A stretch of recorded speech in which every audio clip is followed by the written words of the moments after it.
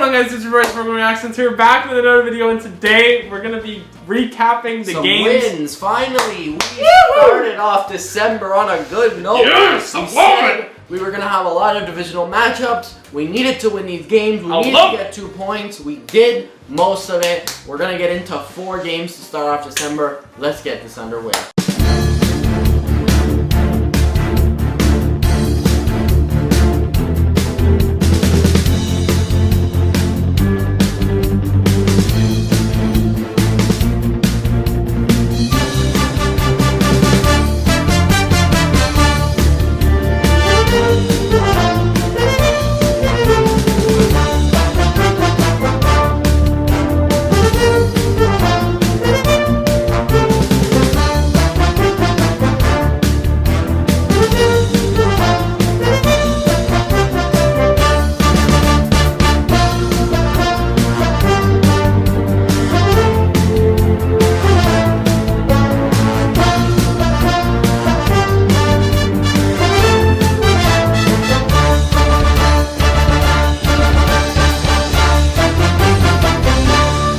And man, do I like Troy Stetcher. I love this man. I want to kiss this man. He's such a beaut.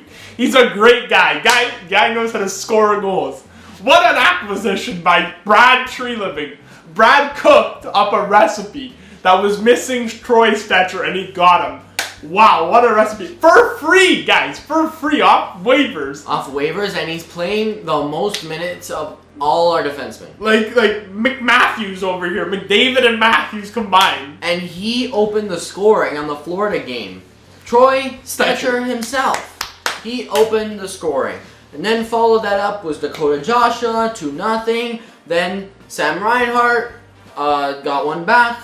But then, to the most surprise, Scotty Lawton. Scotty lost him and tossed him, baby. I love how Scotty Lawton's been playing. He's been playing great. The fourth line and the third line have actually been doing wonders. And then to empty net, John Tavares. We take the Florida game 4-1, and it was just a good win there. Good win.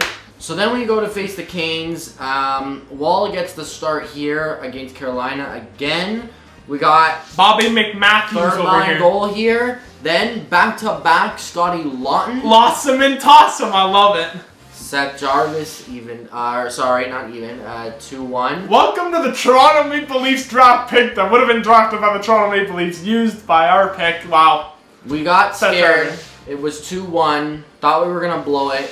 We actually composed ourselves. In the second period, we got goals on the first line by Nyes and by Matthews to make this a 4-1 lead. And in the third period, Bobby McMahon extended that 5-1. That would be the score against Carolina. Another conference matchup. Another 2 points. We're 2-0 in December. Let's keep it rolling here.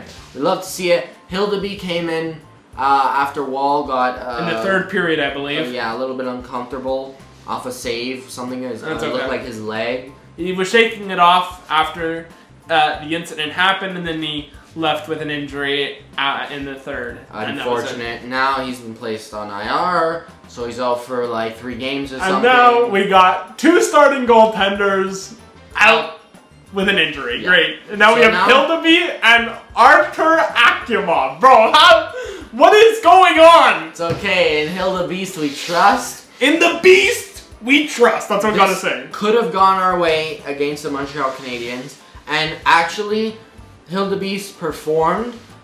I don't think it was... Okay, he could have made some saves in the shootout. We'll get to that. But I think that, you know, also our players could have scored a little bit. But that's fine.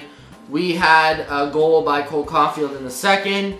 And then with 10 minutes left in the third period... Toss him again. What more do you want than a slap shot off a breakaway? Lost him. Clap bomb on a breakaway. You don't see those anymore. And he perfectly places it top shelf. And boom. Lost him. Toss him. That's what we love to see. Yes. And we went into a shootout. Nylander didn't score. Caulfield scored with a nasty wrister. Matthews with a nasty dangle to go 5-hole. Then Texier went 5-hole. Tavares coming in, needed to score, did not. Such a It was close, but not no quite. cigar. We got a point here. A point's a point. we'll take a point. It's better than no points. Sympathy points, really? We could have gotten 2, but we move on to Tampa on Monday. And that was an important, very important matchup because we were a 4-point difference between Tampa in first in the division and us in we were 6 or something. So this was a must-win. The Hilda Beast with his first career shutout, baby. And we did Hilda Beast, baby. The Beast has awoken. You have awoken Dennis Hildeby. It's been with the Beast inside. Over a decade, I think, since goaltender got his first career shutout against the reigning Art Ross Trophy winner, Nikita Kucherov here. And they blanked the score sheet because Hildeby shut them down. Hilda Beast has unleashed the Beast. We had an interesting goal here by Riley. It was just like, he shot it, and then he fanned on it, and then it came in front of him, and then he just backhanded it in the net, dove for it, and I was like, great, we'll take it. And then in the third period, Matthews with 1 second on the clock slots an empty netter. Austin McMatthews. To seal the deal, 2-0. There were some interesting calls in this game. It was Gonsalves. He got, it was knee on knee, right. He had knee on knee contact with Dakota Mermis, who got hurt and is now out for whatever, a few games. He's going to be out. Mermis. And that was definitely a major. It was clear knee on knee contact, and they had it under review, but it seemed like they were taking some time. Then they come and the ref says, here are the penalties on the play. Gonsalves, number 93, 5 minutes major for kneeing Dakota Mermis. Great. Then we got Matt Crozier, 5 minutes for fighting Dakota Joshua, and Joshua 5 minutes for fighting Matt Crozier. Fine. Then they say, and also Gonsalves game misconduct. See you later. Then they say Bobby McMahon, 74, match penalty against Bjorkstrand, high sticking. Okay, what? I have a question. Okay, ready? And we're like, what the hell is this match penalty for? What the hell? Match penalty? We saw the replay. I haven't heard a match penalty in so long. By the way, Bobby McMahon got a game for that. He got a game for high sticking in the face. Okay. So Bjorkstrand gives him a little bit of a kerfuffle there, just like a little shove, and then he takes his stick and whacks him in the face. Okay, shouldn't have done that, McMahon. You should have just given if you wanted to. It should not have even been a major. It should have just been 2 minutes. But whatever. Okay, now here's the interesting part. George Peros, the man, the myth, the legend, the guy who was salty about being assaulted by the Toronto Maple Leafs in his past playing career. He got lawsome-tossumed in his playing career by the Toronto Maple Leafs. So he needs to make sure he instills that revenge that he has deep inside his belly for the Toronto Maple Leafs. And guess what he did? He decided to give Bobby McMahon a 1-game suspension. Now, I would be okay with that. I'm okay with that. As long as it's been consistent. Well, guess what? There was a play a few years ago, I think a few months ago or a few years ago, I don't know when. There was a play a few years ago that a New York Ranger player literally swings at the guy's face with more intent than Bobby McMahon. Like, this is a full intentional swing of the bat. This is like Guerrero home run. Like he's trying to hit a home run in the major leagues, okay? Yeah, okay. Swinging for teeth. Doesn't the guy get $5,000 fine? Guy tried to murder someone, take the head off someone, gets a $5,000 fine, and Bobby McMahon, for the same but little less egregious, gets a 1-game suspension. He took his stick and he went like this. Awesome. He just whacked it in his head. Okay, fine, that's a penalty. But nowhere near is that an assault. A game suspension? Just give him a $5K fine, be consistent. Bro, George, and then Bobby McMahon can go to Woodbine and place a $5,000 get even or get even worse hand of blackjack and win it back. George is a little salty that he got assaulted in his playing career with the Habs. He got a little salted when he versed the Toronto Maple Leafs and he got rocked. He's a little salty about that, so he needs to inflict pain on every Leaf fan, making up books galore, making up rule books galore for any excuse to suspend a Toronto Maple Leaf player. But when it comes to anyone else for the same exact penalty, nah, he gets a $5,000 fine. Great.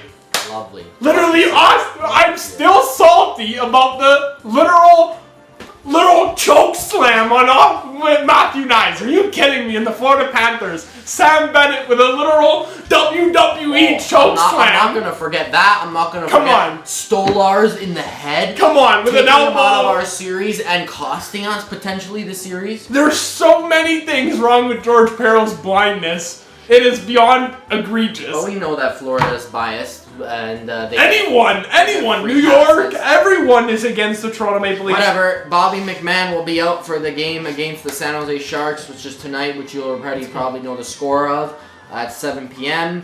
That's fine. At least it's not a team, anything in like a divisional matchup or something we should be concerned about. At the end of the day, he'll serve his game. He'll be back against the Oilers on Saturday at 7 p.m. as well. Shame on you, Three more home games, and then we got Chicago, which we did a gaming video for, which did not go well for me.